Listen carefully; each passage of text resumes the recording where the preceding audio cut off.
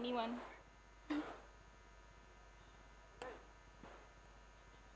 Yes, sir.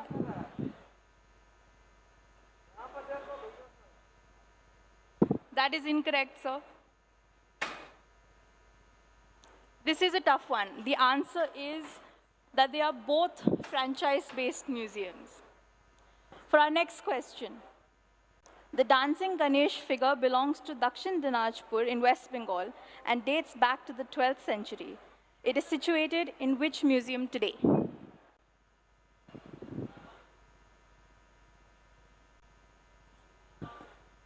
That is incorrect, sir. That is correct. May we please have the answer? The Indian Museum, Kolkata. Curated by the Indian Museum, this sculpture depicts Lord Ganesh being attended by his mount and accompanying musicians. Our next question, please.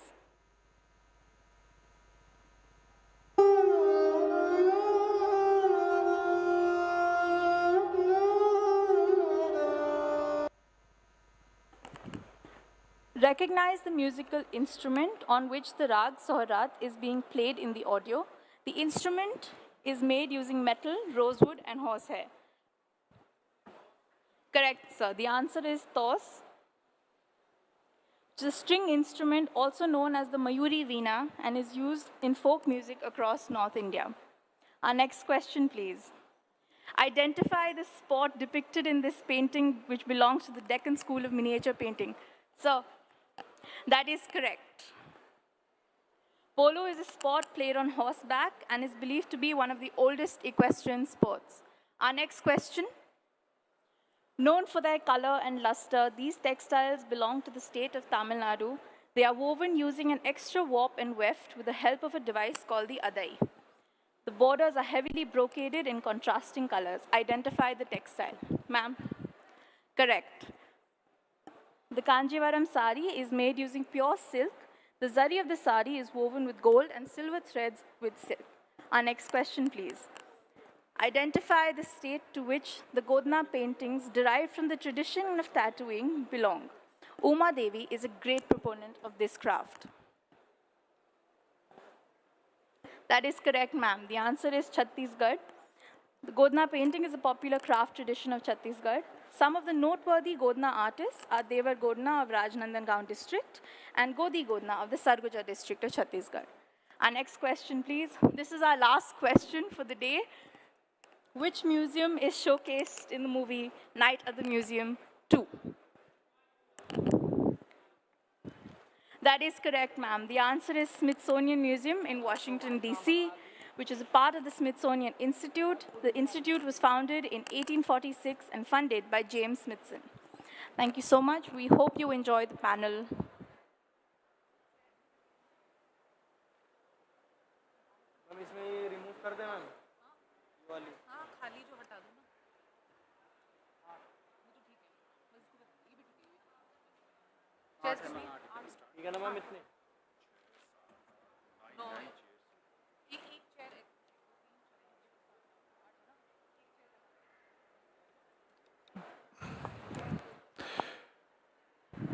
I will request all the guests, dignitaries, and visitors sitting in this hall, please need your attention.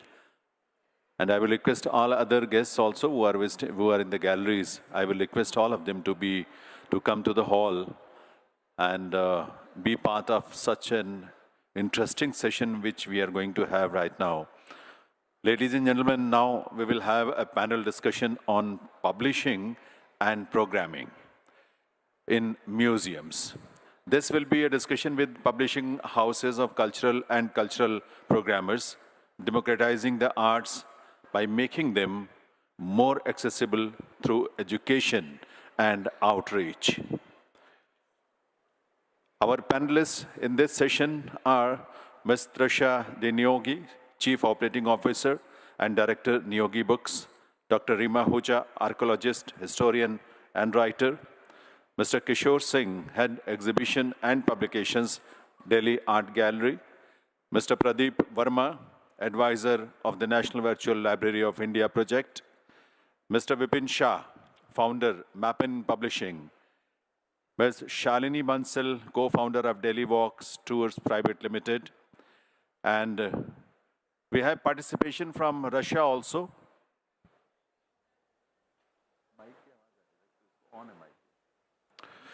We have participation from Russia also, and from Russia we have Mr. Vladimir Avatsyov, State Museum of Oriental Arts, and Ms. Marina Chishtiakova, State Historical Museum. I will request on all the panelists to take their seats on the stage, and this session is going to be moderated by Ms. Priyanshi Saxena of PS Arts. So let's welcome all the panelists, all the participants in this session, which we are going to have on publishing and programming in museums. I will request you to put your hands together to welcome all the panelists in this session, please. And I will request Ms. Priyanshi Saxena, who is going to moderate this session, to initiate the proceedings of this session, please.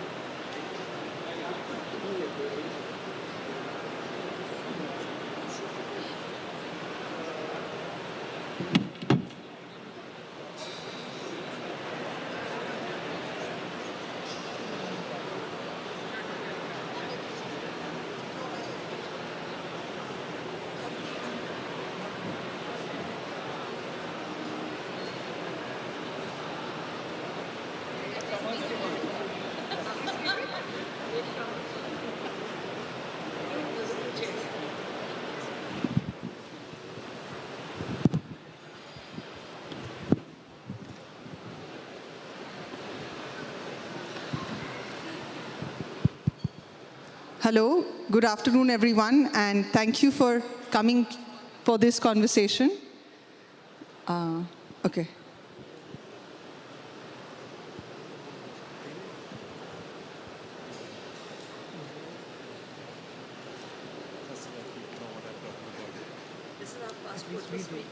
You can, you can start from. Yeah.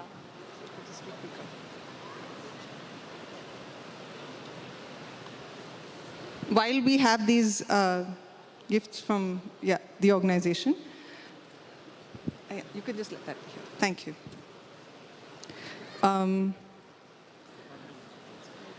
We've all actually walked through somewhat what a museum structure is, and I mean, looked at certain aspects of engaging with the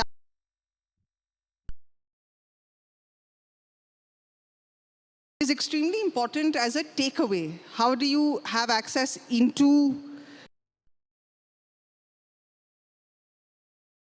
technically another visual language? Like, we can be taught how to read and write English or Hindi or Gujarati or Marathi, but how do you learn how to read an artwork? Like, we have replicas of some of the artworks on our sides.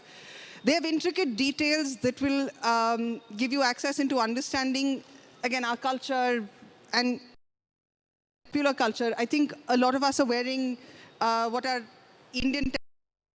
You'll actually see motifs of flowers, of trees, of beings that are from around here, and there'll actually be a connection between all of this.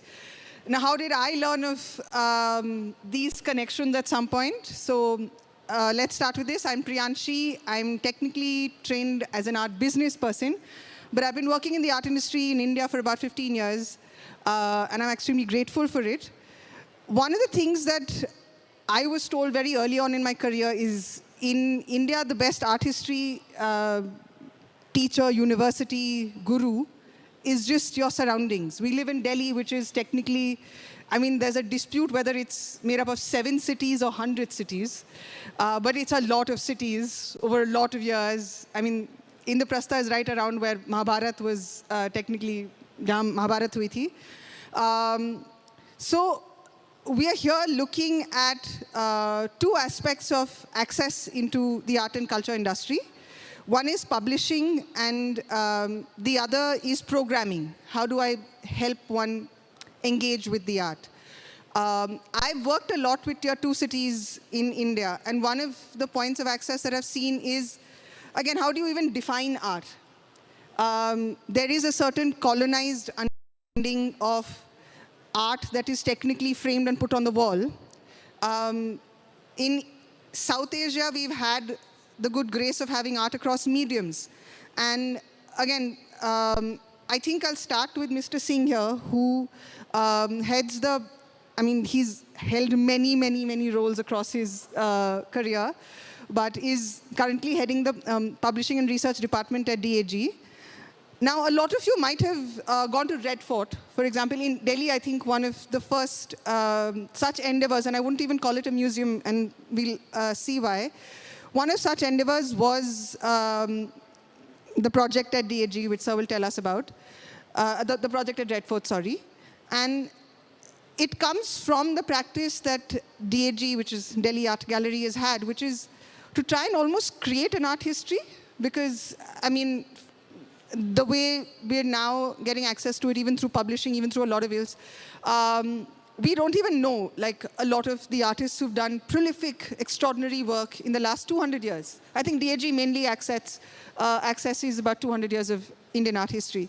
So, sir, let's start with this key, why the museumization, or why that process, and how?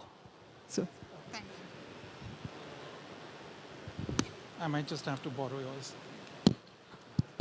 Okay, I'm there. Good evening, and thank you for being here. Thank you, Priyanshi, for that really lovely introduction. Because of the very large number of panelists, etc., I'm going to go through this reasonably soon and reasonably fast. DAG has built an inventory over the last 30-odd years of the largest collection of Indian pre-modern and modern art, and I speak in the context of visual arts, of painting and sculpture, largely in the way it's defined, etc. And that has given it access to create truly historical exhibitions, which of course run out of its galleries.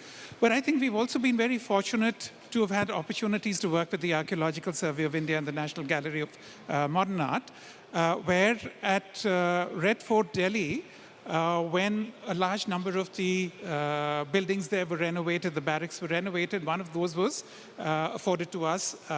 We were asked to put up a museum exhibition over there, which is where Drishyakala came about. We worked with scenographers internationally. We brought in some of the most brilliant art within the context of India, Delhi as a capital, Red Fort as its epicenter, to curate 4 exhibitions, one on the National Treasure artists, another on the Daniels and their journey through India, the aquatints, and the first time those 144 aquatints were actually shown here. There was an exhibition on portraits and another on popular prints. Now, the point of the purpose is not to really talk about the curatorial aspect over here as much as to talk about the engagement. For us, that was an eye-opener in how we saw footfalls come into a space. 3,000, 4,000, and up to 5,000 footfalls every single day into one building to look at, perhaps for many of the visitors, the first original works of art they would see in their lifetimes, etc. So that gave us the strength to move on to and open another similar exhibition in Kolkata, also with the Archaeological Survey of India, at the Old Currency Building, called Ghare Baire, where we did an entire curatorial program on the history of Bengal art and art that emerged out of Bengal. I think what was very, very important to us was to make sure that the programming was intense. There was an emotional quotient that was attached to it. There was material that people who were scared to come in and ask, even though we had extremely friendly colleagues who would take them around, do little walkthroughs for them, explain works of art, etc. But texts everywhere.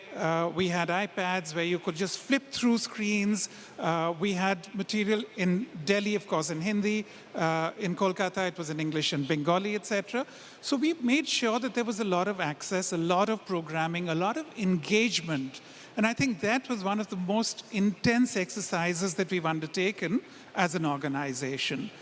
Part of that now has intensified in the way we're moving forward. We've always enjoyed a very strong research and documentation program with publications that accompany each of our exhibitions. So the very large number of books that we have done, in a sense, record, rewrite, and rededicate the art history that we have learned, have to unlearn and have to relearn going forward in various ways.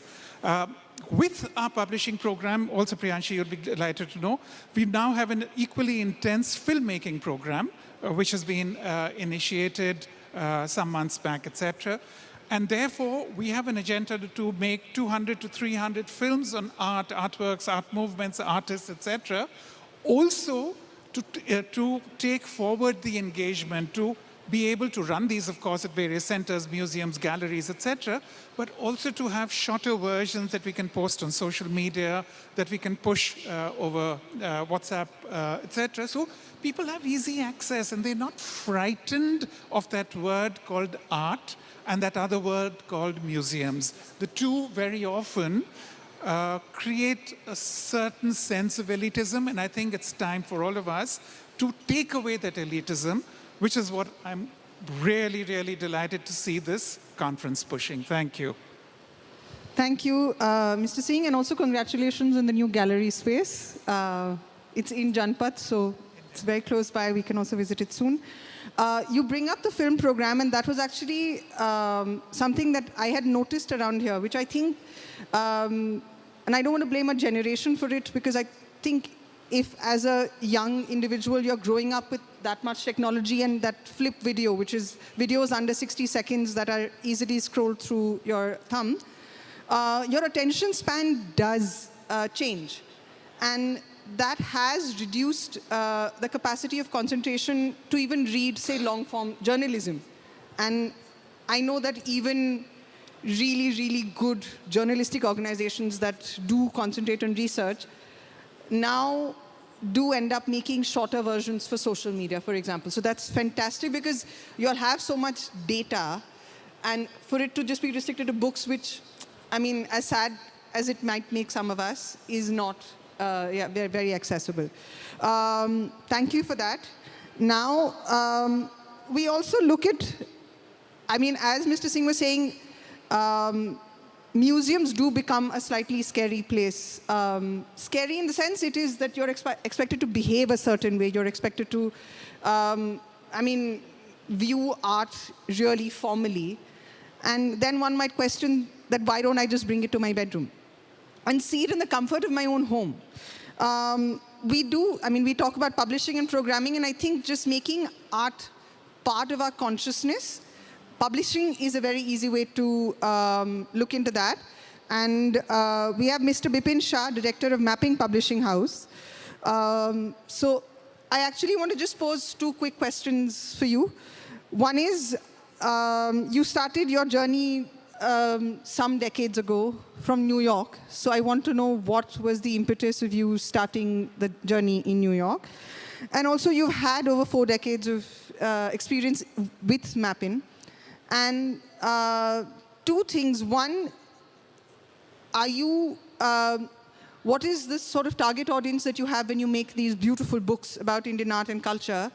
Are you now looking at making books about Indian art for an Indian audience? Because we do have the capacity to now spend on this kind of books. And the second is, I know you all do books in vernacular languages. And one of the other sort of barriers of entry that we've had in understanding Indian art and culture very often has been the language. I know a lot of us in the last 4, 5, 7 years have started looking at the vernacular as a point of access, more from the artist's perspective, especially for someone like me who works in the contemporary art space. The artist needs to be able to communicate in the language that they made. But I want to understand that, okay, how has language been, is it part of the thinking that you all have right now with Mappin?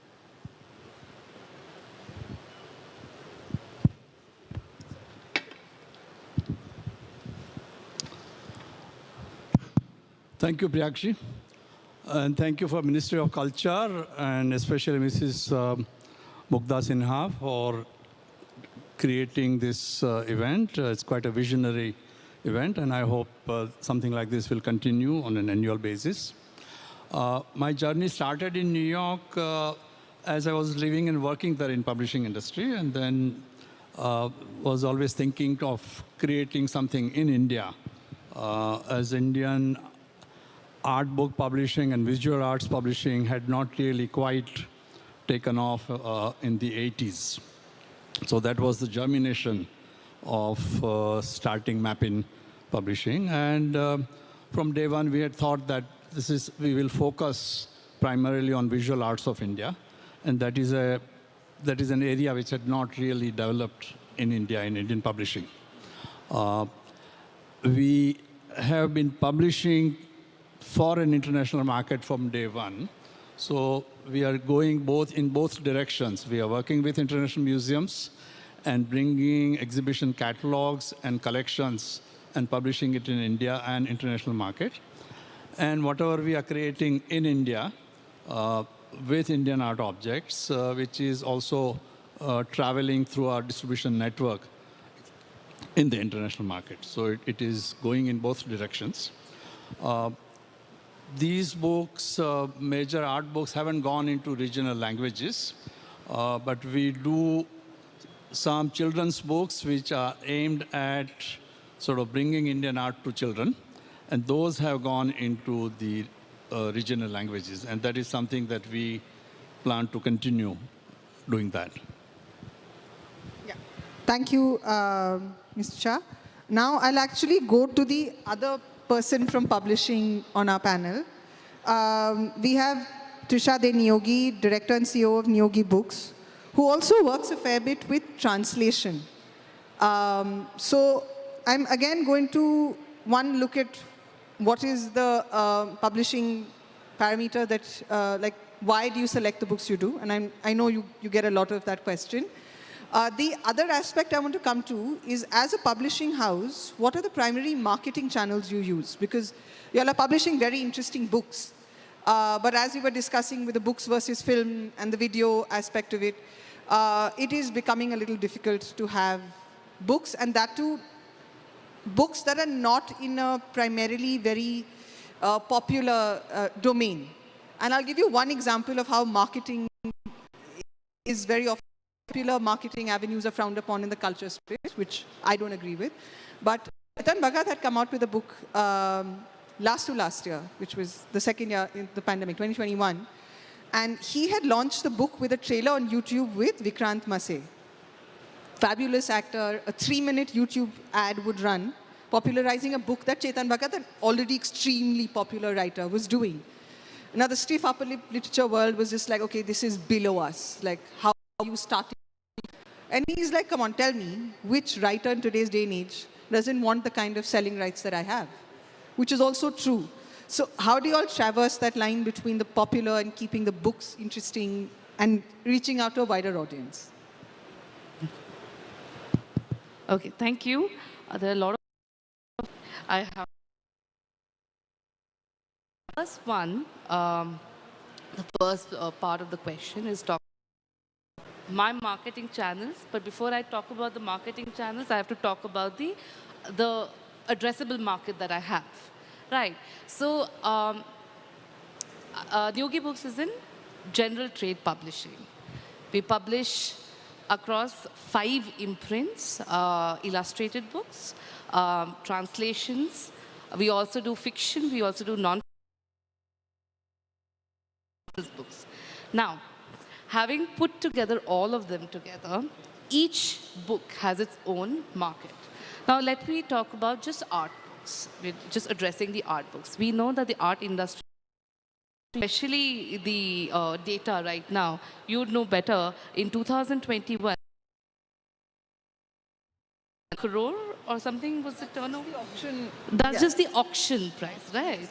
Yeah, so it's much higher than that. So that gives us an indication that there is demand for art.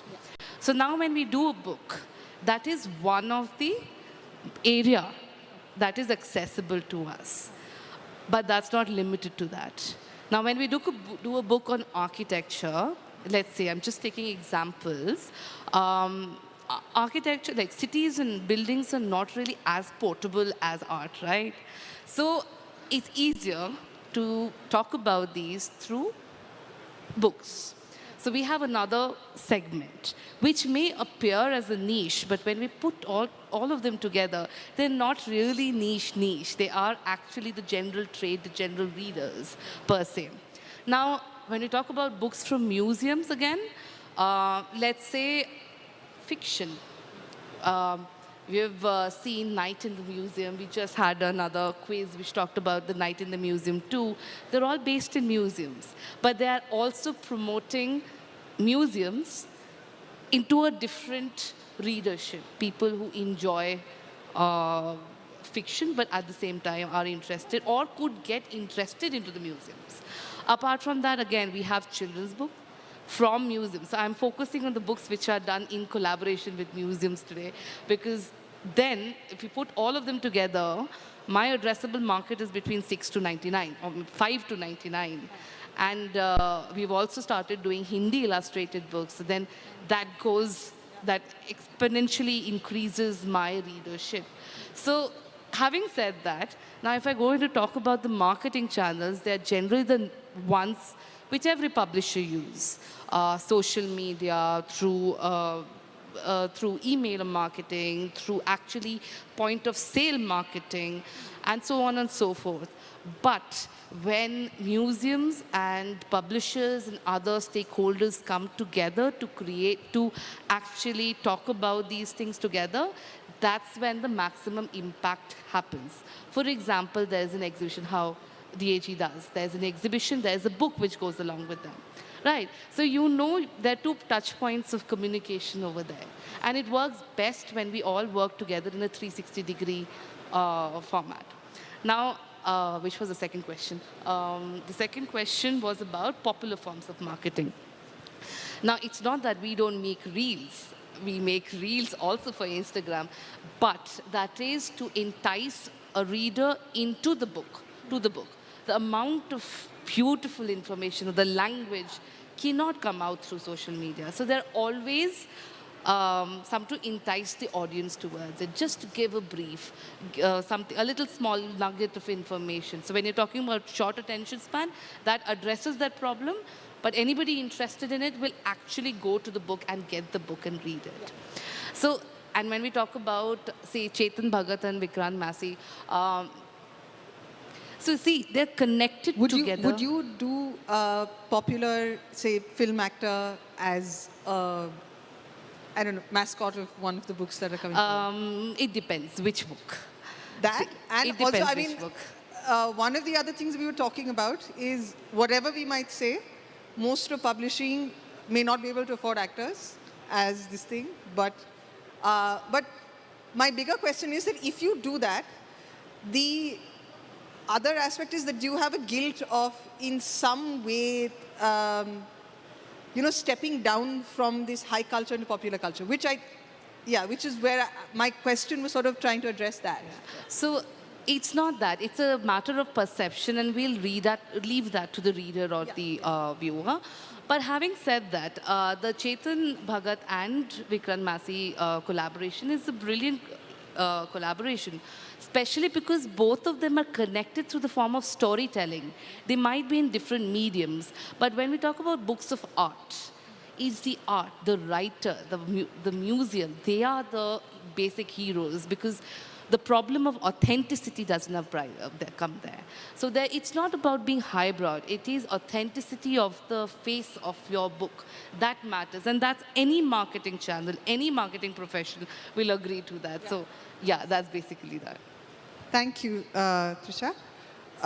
We move on to another kind of, I don't know if we can call it publishing, but for me, this is something that you use to, again, be able to access, maybe have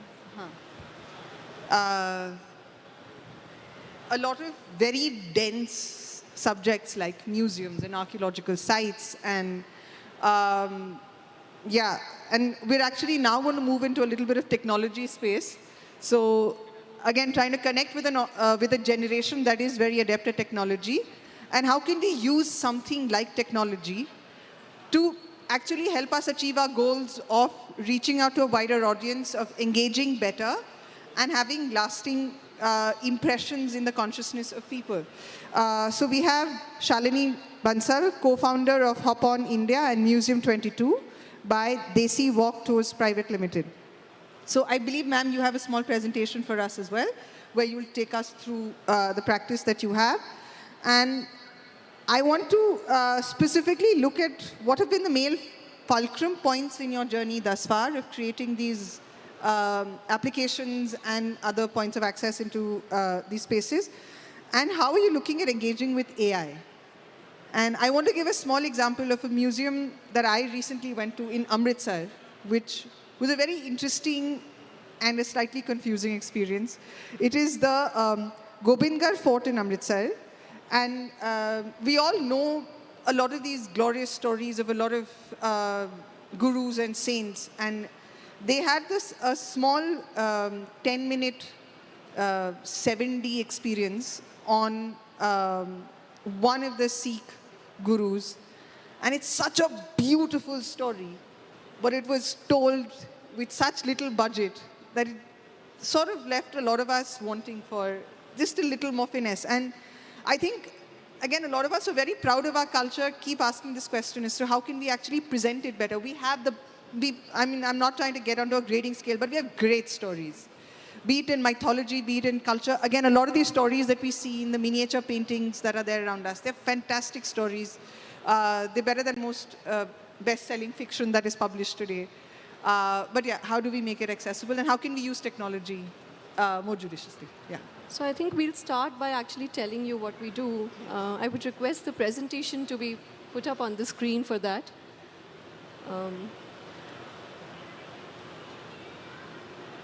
Thank you so much. So we are a startup. We are just about 7 years into this business. And we started by actually making our own app called Hop On India. First, we started writing stories because we thought we had a lot of stories to tell about India, and there was nowhere that we were being able to really disseminate those stories in an authentic manner. So we decided the most democratic manner may be to reach out into people's phone. And therefore, we created an app which is called Hop On India. However, 3 years into this, we realized people don't love to listen so much about what we thought they would love to listen to. So we redid our technology to some extent. And we started white labeling our technology and offering it on a SaaS basis to museums. So what we essentially do now is create mobile applications for museums. In most of the museums, the mobile applications are used as audio guides. The idea is to make it democratic. So it really helps you cross all the physical boundaries, geographical boundaries. There is absolutely no boundation of time. At anywhere, anytime, your museum is available to you on the phone. It comes with much more, but that is essentially what we set out to do. I will just move on to the next slide. I think the best way to, I believe this trigger is not working. Can I? Yeah, thanks. So the best way to actually speak about what we do is to present some case studies of work that we've done with Indian museums. The first one that I'm going to talk about is the National Gallery of Modern Art, where we made an app that serves as an audio guide across 3 of their campuses, Delhi, Mumbai, and Bangalore. The idea when we started off was to provide something that people could visit from their homes, because we launched exactly 2 years back in the absolute thickness of COVID, where people were not even stepping out of their rooms, leave alone their homes. And we got a wonderful response. The public really loved it. The museum also shifts artworks, puts them up into exhibitions, takes them back into galleries, shifts them from one place to another. And we thought this made it much easier for the museum to tell its stories across shifting destinations. The figures are up there for you to see. We had a wonderful response. The app still works across all the 3 campuses. People also access it outside of the museums. The second one that I would like to talk about is the Salarjung Museum. At Salarjung, we have 44,000 objects, perhaps more now, and 39 galleries to talk of. The challenge was to be able to give an audio-guided tour to a person in a very comprehensive manner so that he comes out knowing what the museum is all about in just about a 2-hour visit. So we put together a curated tour where we talked about the galleries and star objects. The guide is multilingual to the extent that it has English and Hindi as of now. We are adding Telugu as we speak. What this has really led us to believe is that people do like to listen. If we are able to disseminate information in a user-centric manner, people do like to listen. It is about being able to understand what the user really wants. So we made the information very crisp, bite-sized. We made it in the format people would like to listen and take back. There is, of course, a select audience which likes to know more. For them, we do, of course, forward them to the museum team. The third one that I talk about is perhaps one of the largest museums in public space. It's the art that you see at the Mumbai airport. It was Jaya He Museum. It is now called the Art Beat of New India. We created the app for Jaya He earlier, and now we've created one for Art Beat. So this was a museum which had different challenges. They could not afford to give an audio guide device because how do you collect it back? The airport is a high security zone. It's a place where people are always in transit. They're always rushing to catch their flights. And the museum was really struggling to catch attention. They were very sure people wanted to know more about the artworks. People always stop by, but they don't have the time and patience to read. So therefore, we put up QR codes with the audio stories. And believe me, people do stop. People do scan the codes. Yeah, thank you so much. And people do download the app. And they actually listen to the tour even on flight at times, I'm told. We've had some lovely feedback on that. So therefore, I would tend to believe that, yes, we are sort of being able to reach and disseminate information the way people would like it. These are some of the museums we've done, and we've gone beyond museums as well. We've done some street art tours for Asian Paints and Start India as well. Thank you, Pianchi. Thank you, ma'am. And yes, do keep an eye out for small QR codes next to the artworks at the Bombay Museum, at the Bombay Airport, and even the app now. The next time I go to any of these museums, I'm going to download the app and try and go through that as well. Looking at apps and technology, we have Professor Pradeep Verma, who is currently working as the advisor of the National Virtual Library of India project on behalf of IIT Bombay. Professor Verma is a management professional and educator who has been working on a digital platform called the Indian Culture Portal. Professor Verma, could you share the 2 projects with us and also talk, just talk a little bit. I think he's going to present from there. And talk about how you are contemporizing access for a contemporary audience in India. Thank you.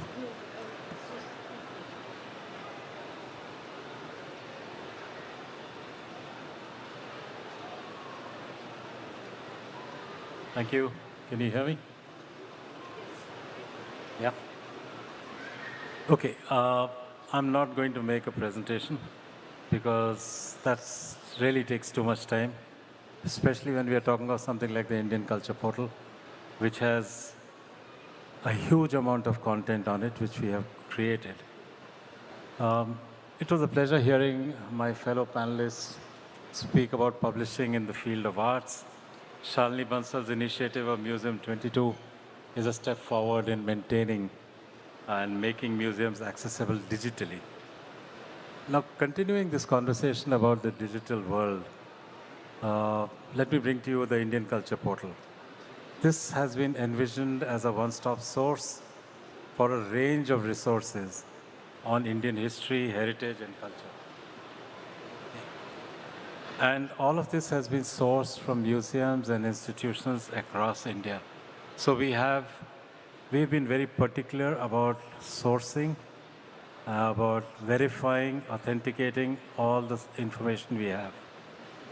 We were launched in 2019 with a very limited amount of data.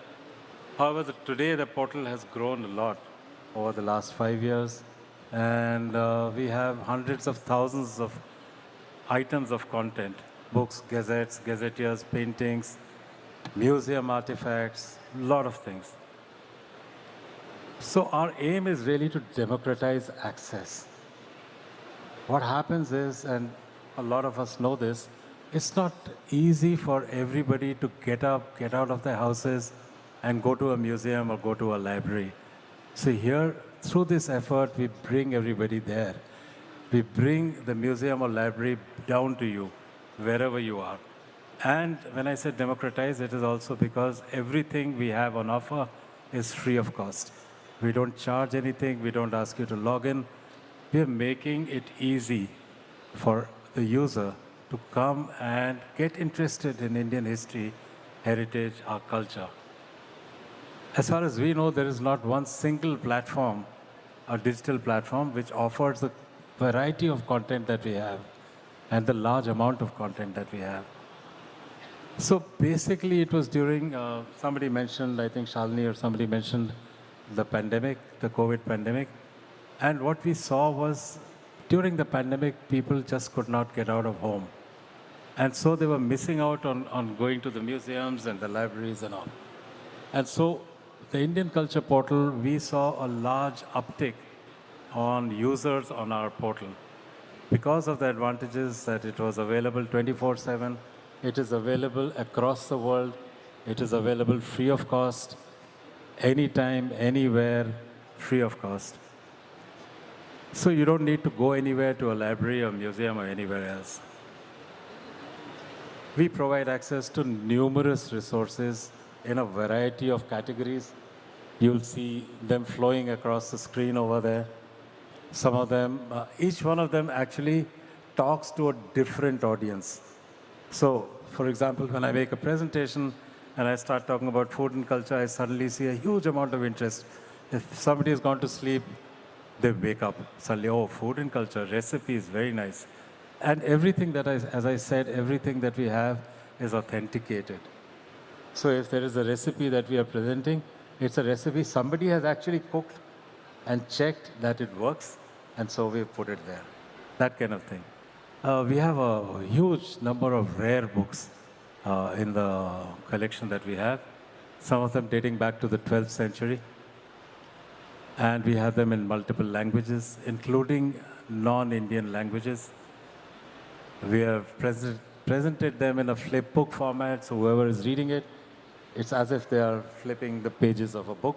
So we are not very far from the paper publishers in that sense, because although of course I'm a reader and I know that the sense you get of reading a physical book is very different. I can never give that, the smell, the touch of the paper, I can never give that, but at least I'm providing access in many, many different ways.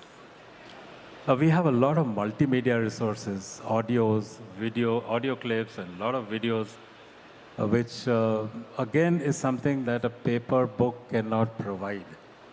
Here, at the click of a mouse, you get to see videos of the best dancers, you get to hear the best musicians, You get to know their story. You get to know the backstory, everything.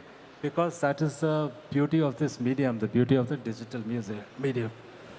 So apart from a lot of content that we have collected from various institutions, I have a team of researchers who do a lot of research, and we present also a lot of original content. You might have seen flowing across your screen something called stories, something called snippets. So we have original content which has been researched by the team. And the research is done at the museums, it is done at the National Archives, things of that kind. So anybody who's eager to learn more about Indian history, about Indian heritage, about Indian culture, for example, and this is the one place where you'll find a lot of information, for example, on the Northeast. We've created a section on the Northeast Archive because we realized that not too many people know about the Northeast. How many people even know how many states there are? If there are 8 states, which are those states? So we've put it all together. So sitting at home now, you can experience walking through heritage sites and monuments. We have created virtual walkthroughs. And they are designed using software in a way that actually gives you a sense that you're actually there. For example, we've got a section on the Ajanta caves where you can, on the portal, you can pan, zoom, you can magnify, you can do all kinds of things. Again, why I'm talking about this is because this is the difference between a physical paper format and a digital format. It gives us a lot more flexibility to present the information in many different ways. We, of course, have users from all over the place, including a lot of academic researchers. And we are proud to be here and to present all this to you. Thank you very much. Thank you, Professor Verma. It's very interesting, and we can log on to the website to get access to, the portal. When we're looking at creating lasting impacts, and I think we were having this conversation about digital versus physical, there is data to prove that if I make the effort to access something, it will have a more like ingrained impact in my consciousness, and the learning will be greater. And I know a lot of us have discounted the Indian education system for pushing us into this rote learning format. But the fact that we were made to work harder than a lot of other kids, say, in our primary education stage, basic concepts are more ingrained. So that is one of the reasons why even a project like, say, the Google Art and Culture project, they eventually were very clear that, we're only whetting the appetite. And for the actual experience of engaging with art, we do invite you to come here. And I think your purpose is slightly different, where yours is also to look at it from a slightly more academic point of view and understand the research. And it's not so much just the experience of engaging with art. So our purpose actually is not only to serve the academics, because very consciously the writing that we do, we have made sure that there are no footnotes and all those kinds of things which researchers like. We've kept in mind that our audience is the lay person out there. Okay. We've used very simple language right through the portal so that, it's not just meant for some academician somewhere or the other. Okay. The other thing that I did not mention is that this is a bilingual portal. Okay. Both English and English Hindi. and Hindi. Hindi. We plan eventually to go into the other Indian languages. Yeah. But it's a huge effort. I just want, we were talking before. Yeah, language is... Machine translation somehow does not cut the ice. Yeah. It just does not. So actually have a team of translators. Okay. And again, it's a huge task. Yeah, especially for culture, because you have to recontextualize it rather than just plain translate. Yes. Yeah. But I think, that is extremely important in our way forward. Thank you, Professor Verma. Now, when we look at, again, physical spaces, and as someone who is extremely fond of them, and I do stand by the importance of the actual experience of engaging with art in the physical form, we have Dr. Rima Huja, an archaeologist, historian, heritage consultant, and writer, and is currently the director of the Maharaja Savai Man Singh II Museum in Jaipur. Ma'am, I want to actually probe into your experience of multiple decades of working within the culture scene, and also culture is made and experienced by the people. Like you've seen the audiences of the country change over time. You've seen the idea of just sort of cursorily engaging with our art and culture, then to being proud of it without understanding it, and now coming to a place where there's actual curiosity of trying to understand what is our culture. And art is that one access point.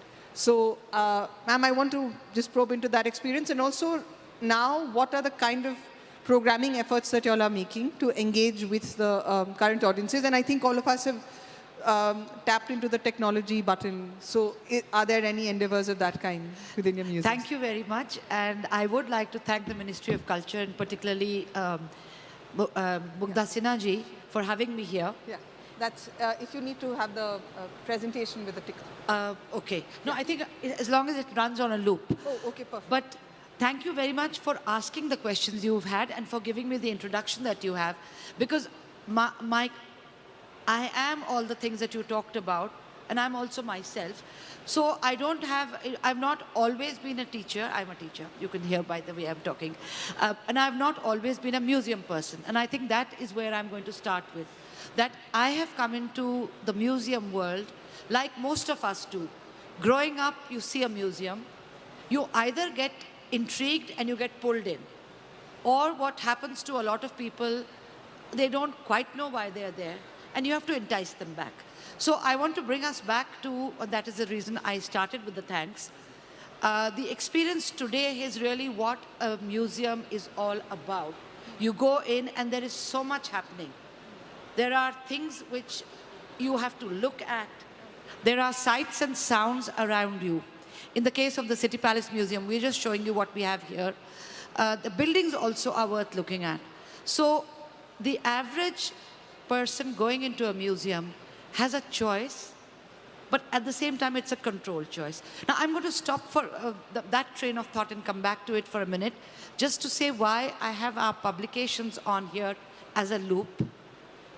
One of the things a lot of museums did from the time museum started, and the MS-MS2 Museum in Jaipur, the Maharaja Savai Man Singh Museum, goes back to the late 1950s, though of course most of the work happened as they went along.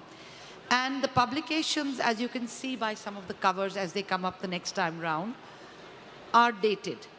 And some of the other ones which come, and thank you Neogi, are very much more recent, but they encapsulate in part the collection, and in part they go back to the very early days of catalogs that came out. So you have, what do you have? You have something that if you choose to buy and take away a book, you have something that gives you pretty pictures that you can keep going back to. So it's your souvenir. But you also have details about part of the collection, not everything. Not everything can go into it. So it becomes a way of getting you back to that museum, so much so that you will pick up a book even if you're not going to be in that city for very long. And some of the other things we have, I'm afraid I don't have a print of it here. We do have a Braille book also. So, you know, we've tried audio guides, we've tried Braille book. The audio guide part hasn't quite worked because some visitors want that. Some visitors want the human face. And then, you know, but again, as I said, I won't go down that road so much, is to say that even with publications, what comes next? So we have had 2 story books that came out, which are based around the City Palace and around these kind of labyrinths that lead out who knows where, and a little adventure. And I think that is the sort of thing that we might need to work on. Because when we were talking about lack of span of attention in today's age, I think it's always been there. Whether it's the Jatak or the Hitopdesh or the Arabian Nights, you know, 1001 Nights, you always end by saying, and there is more. So, you know, stay awake or wait for the next chapter. And that is probably one of the things we need to work on in museums, that it's not just a static collection. It's not just something that has been uploaded or downloaded onto this that you talk about. But being a museum collection, it may not be something that you can keep changing every day. In fact, you can't. So when you go in for digital or interactives or We have a range, virtual reality, augmented, much more. Who knows where AI will be taking us. But with that, at the end of the day, you still have material that tells a story of a certain time that we have, and we can put it away safely and use that. You can use digital images and tell a story on that. What are we telling the story of? And how will the average audience relate to that and want to come back to it over and over again? For us, besides this museum, the Trust also has a museum up on the hill, which is a fort with one of the largest cannons at least in Asia, that has been fired once, so people come to see it. The pandemic was a big learning experience because we did try to go online, and some museums were very successful with the material that they went online with. We figured that what were the other things that we could also be doing. So we perhaps haven't done so much online as some others have, but it did become a big learning experience because the minute we were able to have visitors back in, we also are lucky enough to have a beautiful building or a set of buildings. It's an old palace. And so it was safe to walk around the outside of the fort and of the City Palace Museum, even if the galleries were going to be limited entry only. So that became something. How else could we reach out to the local people? So again, some museums, we have our international colleagues here, and their museums get visitors from different parts of the world. The museum I work for also does. But when that visit ended, we were getting a lot more of the local visitors. So what were we doing with that? And there were people coming, there was people teaching in the deprived areas who said, can we bring our children in? So once it was safe, they came in, masks and all. And at the end of it, they were just asked, what do you like best? One of them said, when I grow up, I want to work here, which I think is the way that we want. We want them to start appreciating what the world has created. Whether it is, whether we talk about a science museum, then the wonder of it all, or an object-based museum. So where can we go with all of that? And one of the other realizations we had, which is bringing me back to what all of you have been talking about, is technology. Because another museum I'm connected with as managing trustee of the Jaipur Virasat Foundation. And Jaipur Virasat Foundation is what initially started the Jaipur Literature Festival, which we have an MOU with Teamworks on, is a beautiful museum in a very small space. It's in a 1950s colonial bungalow, but only part of it. One hall, 3 tiny rooms, where Gallagher and Associates worked pro bono and gave a living experience. So it is musicians, where again, earlier today, Shubha Chaudhary ji was talking about ethics of somebody's voice. So we have little windows where you can hear them, watch them, but we have them on board. And so that small space becomes a window where you can actually have musicians come in and perform. And that may be one of the ways forward for all of us in all the things we are doing. If younger people, think science fiction, if they're going to be attracted to Night at the Museum kind of way of getting into museums, let's do it that way. If I used to often think about putting a cassette in that dates me, an actual cassette or a CD or whatever we are coming to now at the end of a book, so that you could hear that. But now we are talking of ebooks. So what else can we do? We also have audiobooks. Audiobooks, certainly. It doesn't have the same feel. But remember, the world was an oral culture, and we've only had 200 years of it being a truly literate, literacy-based in that sense. Who knows what we are coming out with? I think the bottom line is that we are in such an exciting world, as we've seen with the exhibits around us. It's overwhelming. Every time I thought, let me get my thoughts together, there was something else to see or do. So there is that much to give and share, particularly with the younger generation, but also with the older generation, with the local people. So, when Shalini was talking, our downloadable stuff works to an extent, but real-time walkthroughs that you can look at one object maybe, it depends on whether a particular museum wants to put everything out or not in low res. But a walkthrough, a real-time walkthrough at the same time as you show something else, there is a range of ways of doing it. How we will program is, I think, something that will happen in the future. Yeah. But like everyone responded in so many positive ways to the unfortunate positive word that came with the COVID, but the positive reaction that we got became very creative. Yeah. And I think that's what the future of museums is probably going to be. Yeah. Whether it's real, virtual, out there, that's why I use the word science fiction, downloadable into my mind. It's a great world out there. Thank you for this opportunity. Thank you, ma'am. I'm actually going to take this a little back and come to the point of where did the museum culture start? And I mean, I'm not posing a question to you. It's just trying to come to the place of, like, to contextualize everything you said.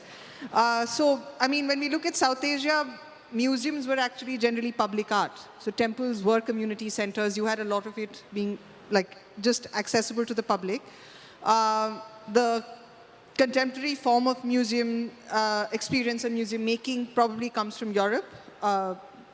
And that dates back to something like 450 years ago, which started as this cabinet of curiosities, where I'm primarily showing you things, you in the sense of the audience, I'm showing you things that you don't have access to. We come back to, again, a lot of the programming things that we've talked about. When I show someone an object, it's up to me how I spin the story of why this object is so important that I need to show it to you. So I think even if we use technology, even if we use people to, like, as actual guides who are walking us through museums, it might be interesting for us to now start thinking of how do we find that hook. And one of the ways that I've seen, especially in the publishing and takeaway ways, and I just noted that down as well, is when we look at publishing or the museum shop, for example, and again, maybe because I come from the for-profit side, it's something that I look at very keenly. There is a sense of achievement that one wants to have when they've spent that much time on anything, even if it's I mean, in an art gallery, if I walk into an art gallery like DAG, the first thing I will feel is poor because I'm looking at something that's extraordinary. But then I can walk towards the end, and even DAG has a small store. So I can actually take back a small bit of something I liked, like even if it is coasters, for example. I think it's a way to propagate an imagery, and like it's still, it's really nice that we've used a bit of this. I mean, the word can seem a little commercial, but this merchandise to propagate a visual like, say, Jamini Roy. He's a national treasure. It's a very distinct kind of aesthetic style. And I mean, for someone that great, it will be great if the rest of the world also starts recognizing, like, you know how you can just be like, oh, that's an Andy Warhol. Inshallah, one day we'll be like, that's Jamini Roy. So I think that's also something that publishing and in some form merchandising in that way can do. Because again, a museum is physical. Even if we have an app, a lot of this, I'm talking from primary plain experience. Most people outside the art world do not know what the word walkthrough means. And they're like, Hamad, why do I need someone to walk me through this? So it's basic ways of how do you actually, it's that in advertising we use the word is how do you make someone come to the gate? Then I can show them that there's a really good, No. Yeah. So if I can very quickly comment on that, you know, some of the traditional ways of storytelling, like a patachitra or a fad, we have in the exhibition there, we have one of the wooden, it's like an icon thing which is carved from Rajasthan, which opens up, a portable shrine that tells a story. So you use the term of, you know, how we were using certain public spaces. Now, there again, it's full of art. But you need someone to point it out to you in today's world. Yeah, so I would actually say we need someone to recontextualize it, because technically, till say about 60 years ago, we didn't restrict the concept of art as just framed objects. And I'll give you a very simple example. I'm from Lucknow. In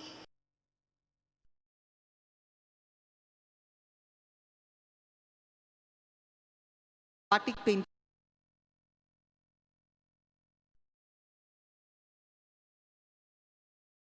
validity as an artwork, that is there.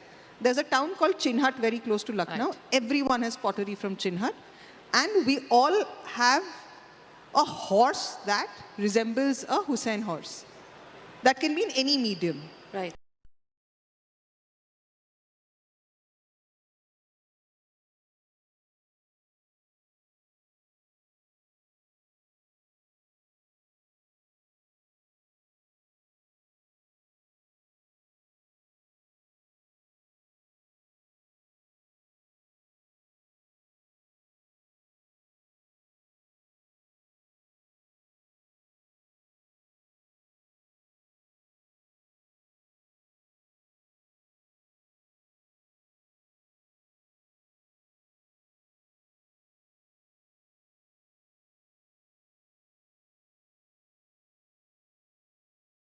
So I think one of the other things is so many museums, including ours, are doing workshops.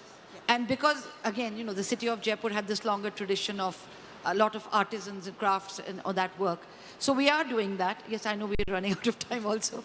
But that workshop, for people to see something being created in front of you is a way. So there's the academic workshop, of course. Yeah. And all for it. I mean, Yeah.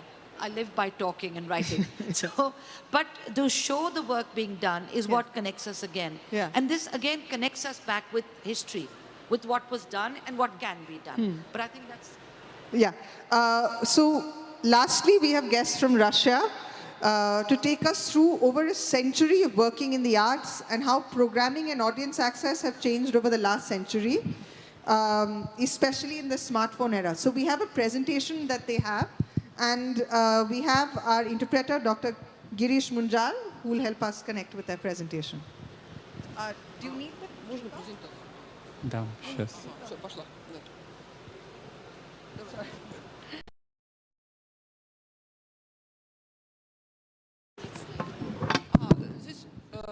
Здесь вот видео. Добрый день. Мы представляем Государственный исторический музей, один из крупнейших музеев России. Good afternoon, everyone. We represent the Historical Museum from Moscow, and this is one of the largest museums in Russia. Если говорить в плане нашей сегодняшней темы использования цифровых технологий, то в нашем музее она более чем актуальна. If you talk about today's theme, which we are talking about, is the digital technology used in museums. Our museum uses this technology a lot. Потому что музей хранит 5 миллионов коллекций. Это одна из самых больших, это самая большая коллекция в стране, и не только в стране. The collection of exhibits in this museum is the largest in Russia.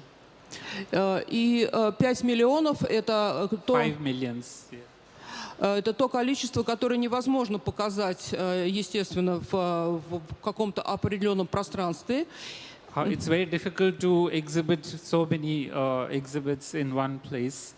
Поэтому здесь для того, чтобы максимально познакомить людей с этой коллекцией, конечно, необходимо использование самых разных способов IT-технологий.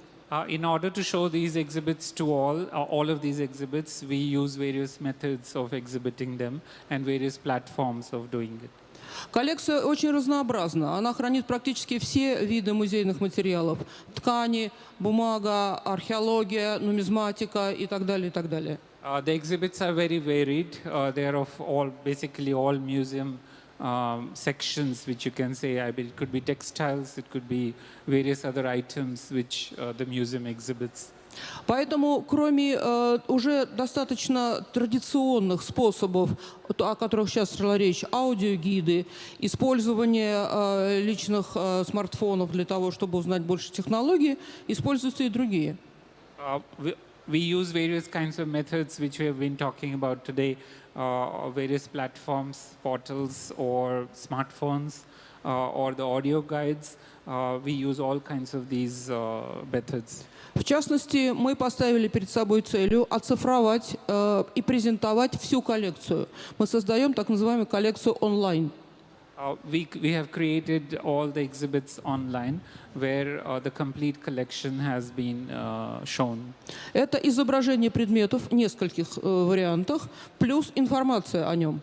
So every exhibit is given in various dimensions, in various ways, plus the information about every exhibit. И любой человек из любой точки мира может войти на сайт музея и познакомиться воочию практически с каждым предметом. And the online site is open to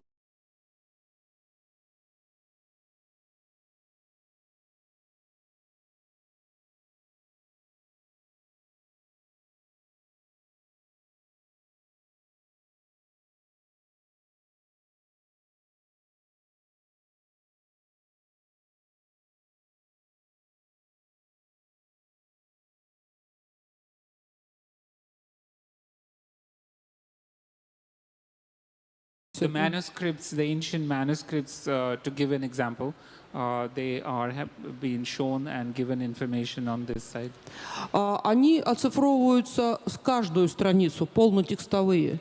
So the whole document is available page by page.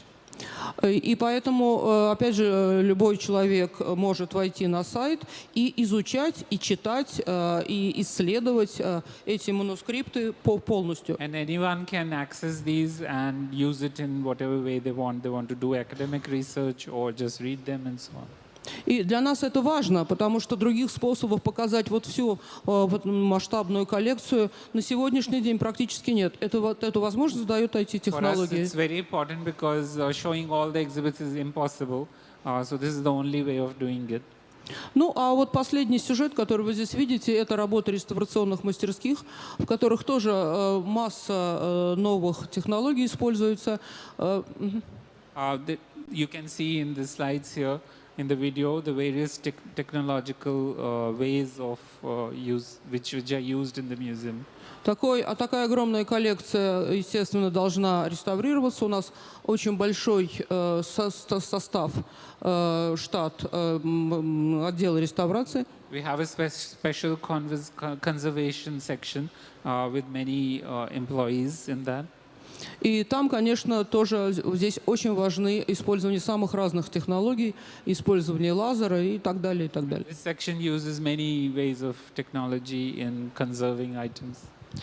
Но если вернуться к проблеме привлечения в музей, к проблеме пропагандирования коллекций, If we talk about attracting audience to the museum and spreading information about the museum, то здесь, конечно, в основном нет равных IT-технологиям. Люди заранее очень часто заходят на сайт музея, смотрят, а потом приходят в музей. И это важно, потому что, конечно, видеть нужно подлинные экспонаты. Most of the time, our visitors, they already go to the site and read it first and then visit the museum. So this is the dominant kind of way of people approaching the museum already. Спасибо. Спасибо большое. Thank you so much. Thank you.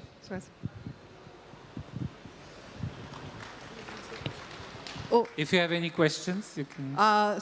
Okay, I think we're already running out of time, so I'm just quickly going to wrap it up. It's nice that we ended on a QR code because I think that's also a very easy access point into a lot of things. A lot of museums, art galleries now also, how do you download the app or the audio guide? So QR code is a very easy access point. And one other thing I wanted to add, I mean, books are really great for publishing, but one of the other mediums that's picking up a little bit more, or sort of, again, reviving, is games. And I think it's also like, how do you make it interactive? And then once your brain has worked a little longer, and there's a lot more registry in that sense. So I again would like to thank all the panelists for coming on board and sharing really, really interesting insights with, I think we have a very vast variety of experiences on this panel. Thank you so much, everybody. Thank you. Thank you, Priyanshi, Thank you. for moderating this session so vividly, so lively.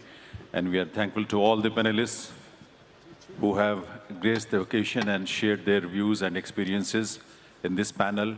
Ms. Trisha De Neogi, CEO Chief Operating Officer and Director, Yogi Books, Dr. Rima Huja, archaeologist, historian, and writer, Mr. Kishore Singh Ji, Head Exhibition and Publications, Delhi Art Gallery, Mr. Pradeep Verma, Advisor of the National Virtual Library of India Project, Mr. Vipin Shah, Founder, Mappin Publishing, Ms. Shalini Bansal, Co-Founder of Desi Walks Tours Private Limited, and of course, we had guests from Russia, Mr. Vladimir Avetsia, State Museum of Oriental Arts, and Ms. Marina Chistiakova, State Historical Museum. We are grateful to all the panelists, all the guests who participated in this session.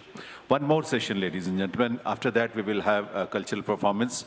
So, without wasting any time, we are moving forward towards the last session of this International Museum Expo 2023.